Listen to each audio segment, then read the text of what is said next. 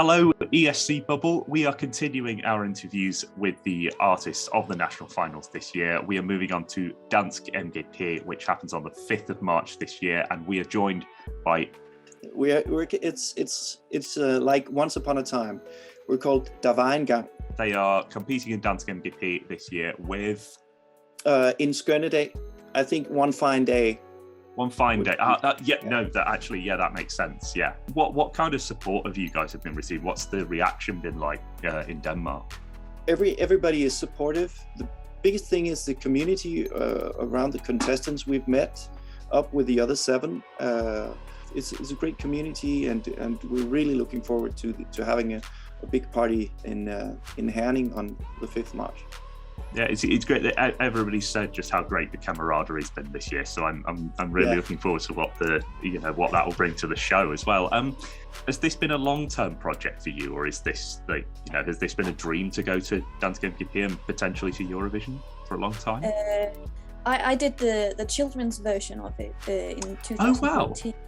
Yeah, a lot of people this year have done that. Like I've talked to people who said that they've. Yeah. Right. Okay. Well, I mean, with 8 artists, that's a quarter of the finalists. So it's a lot of them compared to others. And I didn't really think that I was gonna do the adult version actually, but then it's my dad and then we like kind of talked about it, and we had a great song, and it was like, okay. Then we're gonna send it to the Dansk MGP, and then we got in. Yeah, and it's kind of weird actually. Emma and I have we've been playing like since she was a little kid, and she has always been.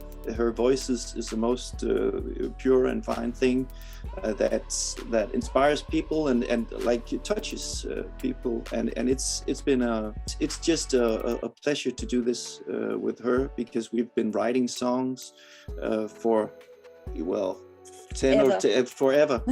So suddenly we just had the song that we thought, hey, maybe this could work. Yeah. And everybody who hears it like, oh, is that a Eurovision song? I don't know, but it's really a great song.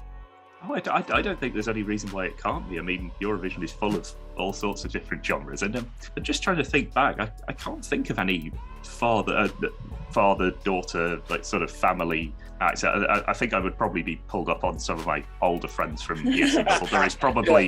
There is probably many examples of this in the past at Eurovision, but I can't think of any at the moment. And I mean, what was the inspiration for the song? We wrote it with.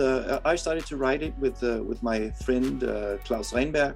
We wrote it during the lockdown, and it was like looking forward to everything is going to be great again. Looking forward to everything is going to be normal again. We had Emma joining in on the songwriting as well, because we thought that it needed some more lyrical touch to it, and she's really good at writing lyrics, and I think so. Actually. Thank you so much. I can feel the love resonating. Yeah.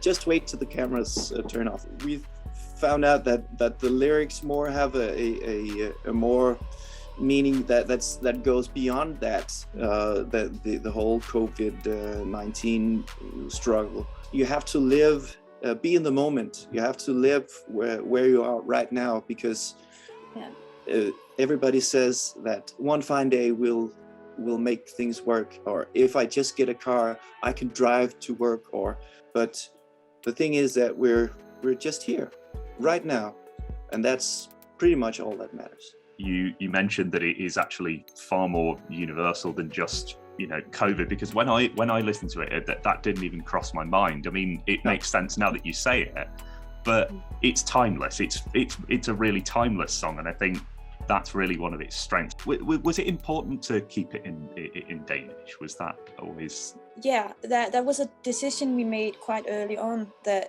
we were gonna keep it in Danish, because the lyrical things, it's very hard to make them as beautiful when it's our second language. The song begins and opens with the word together, eller sammen.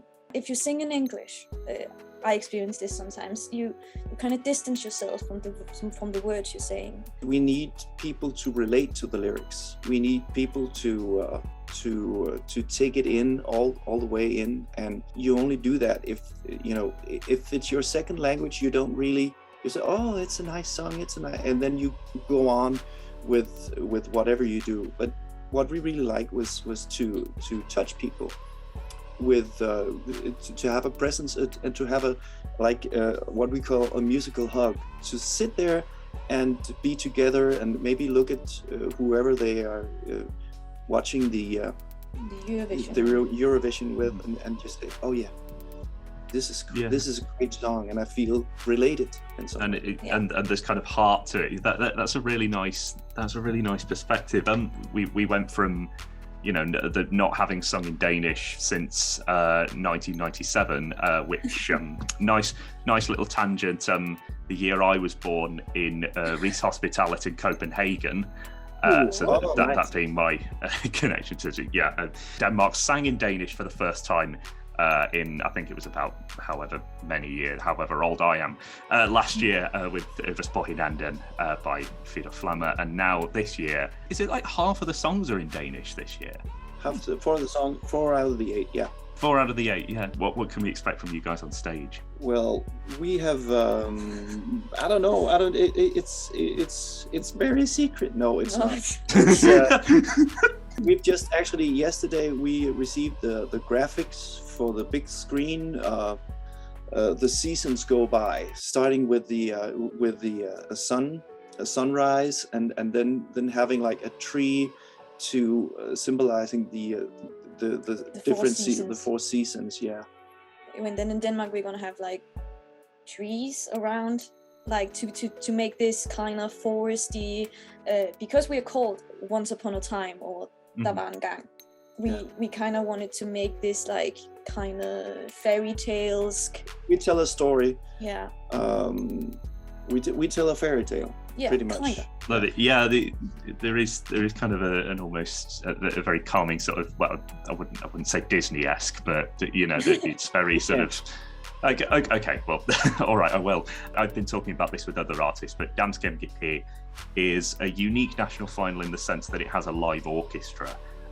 So have you guys had the chance to rehearse with them? Like, what does that add to the performance? I think it made it better.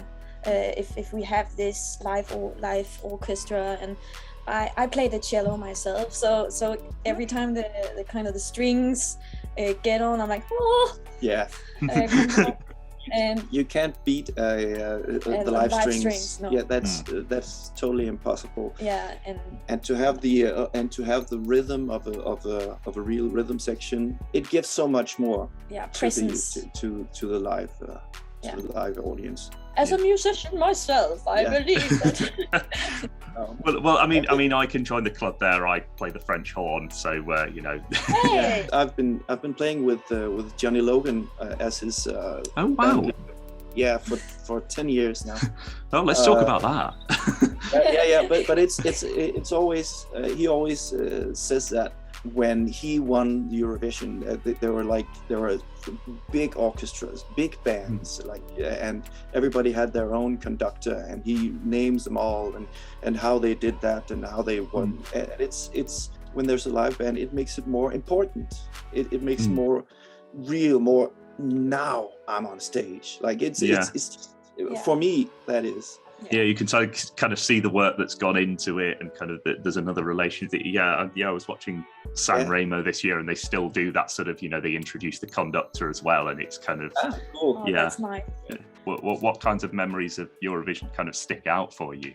That one time in 2014 when Denmark hosted, I went to see it, and I saw Conchita Wurst win, and that was quite of an important moment for me, because it was like, oh my god, this is huge. This is a huge and then I just saw all these people from around the world, and I was like, damn, people actually traveled to tiny Denmark to watch.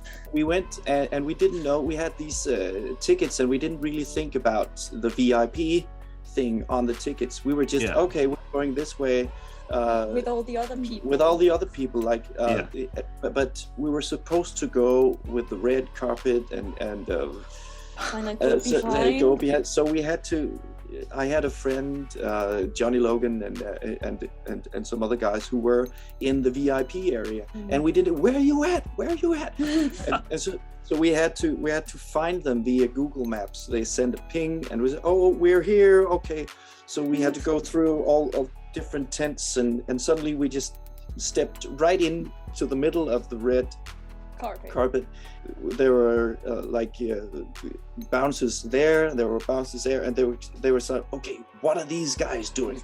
And they started to walk over, and we were my wife and I and my little 12-year-old daughter, and suddenly the CEO from the Danish broadcasting company came over and said, "Oh, Emma, you're here!" And just nobody knew who she was. Like, Emma definitely didn't know who that woman was, but all the other bouncers and the guards were like, okay, I think. You must have felt like such a star. Being welcomed. No, it's okay. Her name's down. She can come in. That's the best of luck. From the ESC bubble team at Dansk MGP, and maybe we'll see you in Turin. I mean, I'm going to be going out there, so maybe if things go well, then we'll see each other there. Hopefully, you'll get the right entrance this time. And thank you. I'll see you around. Yeah. Thank you.